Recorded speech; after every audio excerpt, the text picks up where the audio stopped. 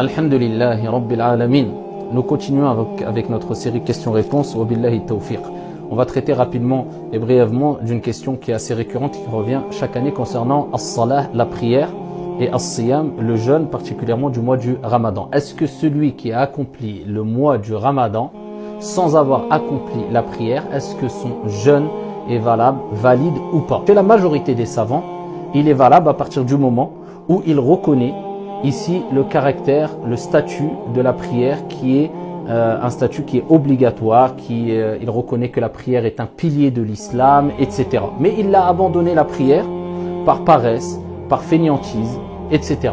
Donc cette personne-là, s'il jeûne le mois du Ramadan, eh bien on dira que son jeûne du mois du Ramadan, d'après la majorité des savants, c'est-à-dire dans l'école de l'imam Abu Hanifa, l'école de l'imam Shafi'i, et dans l'école de l'imam Malik rahimahullah ta'ala, il considère qu'il reste musulman et que son jeûne reste authentique, insha'Allah ta'ala. Et une minorité, et dans l'école de l'imam Ahmed, une version dans l'école de l'imam Ahmed rahimahullah ta'ala, considère qu'il n'a pas rempli toutes les conditions pour se considérer comme étant musulman, donc il n'est plus musulman s'il abandonne la prière. Si on prend l'avis de la majorité des savants, et il y a des preuves très fortes des deux côtés, il nous faudrait peut-être une heure pour résumer simplement les preuves, les arguments des deux côtés, et ce n'est pas le sujet principal de cette vidéo.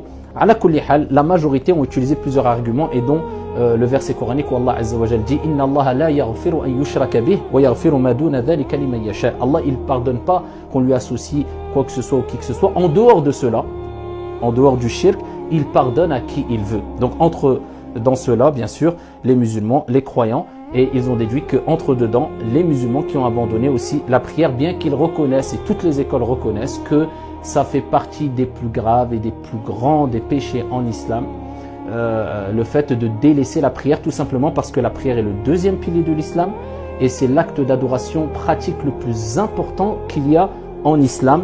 Et il faut savoir que as-salah, la prière, Allah Jalla wa Ala l'a recommandé au début du Coran et l'a recommandé en fin de Coran. Allah Jalla wa Ala a recommandé la prière dans la sourate la plus longue du Coran, souratul Baqarah, au début, Alif Lam Mim, Dhalika al-kitabu la rayba fih, hudan lil muttaqin, alladhina yu'minuna bil ghayb wa yuqimuna as-salah. Allah Jalla wa Ala, il rappelle que les pieux et les vertueux, ce sont ceux qui reconnaissent et croient en l'invisible et qui accomplissent la prière.